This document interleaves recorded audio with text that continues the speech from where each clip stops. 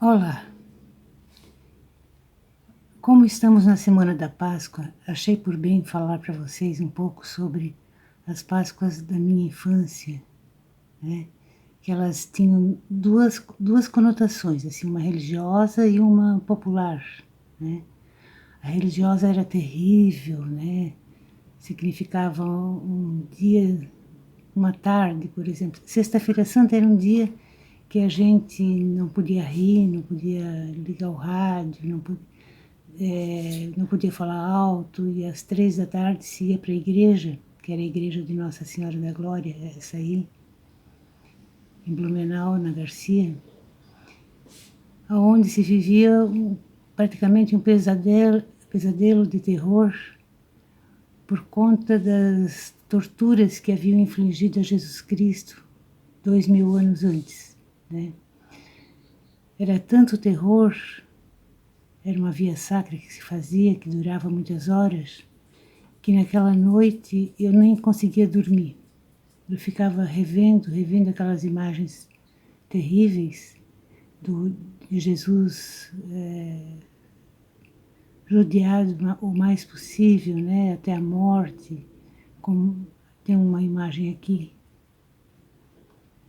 E eu ficava vendo aquele Jesus sofrido, ficava vendo, acordada na cama, né, subindo o morro do vizinho, que era um morro escarpado, assim, com a cruz nas costas, o morro do seu Abel Zendron.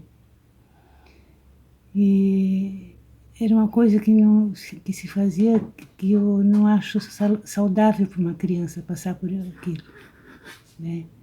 Mas era o jeito da igreja ser nesse tempo. E se pensar assim, friamente, até que a arte acabou fazendo algumas obras notáveis, né? Como o Senhor Morto, que tem aqui o corpo, e aqui os joelhos, a perna, tão maltratado, né?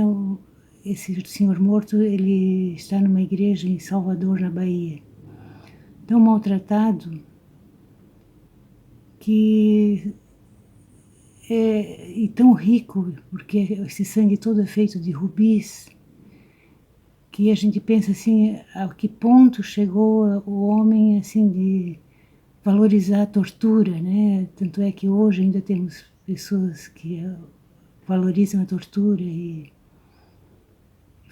são a favor dela, né? E esse Senhor Morto aí, ele não é muito diferente do que se faz com a gente pobre de hoje, né? Principalmente se for gente preta. Muitas vezes são torturadas até a morte, assim.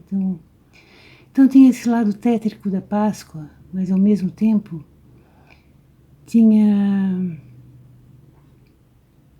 uma coisa magnífica, que era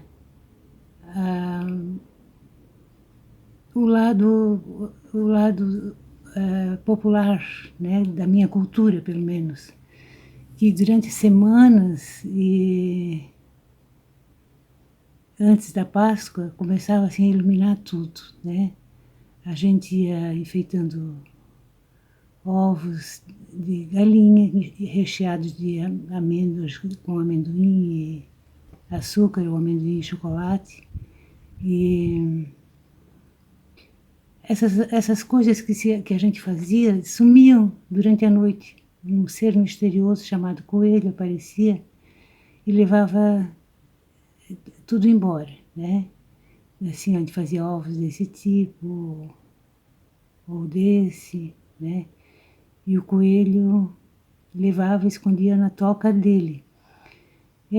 Até hoje no Brasil, pelo menos no sul do Brasil, é muito popular o coelho. Eu vejo que é nas outras regiões também, por causa dos comerciais que passam, né? Sempre o coelho tem uma presença. Aí eu vou contar para vocês uma curiosidade, que não é todo mundo que tem a Páscoa com ovinhos e coelho. Uma vez eu mostrei uma vitrine de Páscoa mas uma vitrine pequena, uma lojinha assim, para um argentino. E ele disse, mas o que é isso? Eu disse, é o coelho da Páscoa. Mas o que o coelho da Páscoa faz? Ele traz ovos, chocolate também. E aí ele disse, mas coelho não põe ovos. Eu disse, aqui no Brasil põe, pode ser que na Argentina não ponha.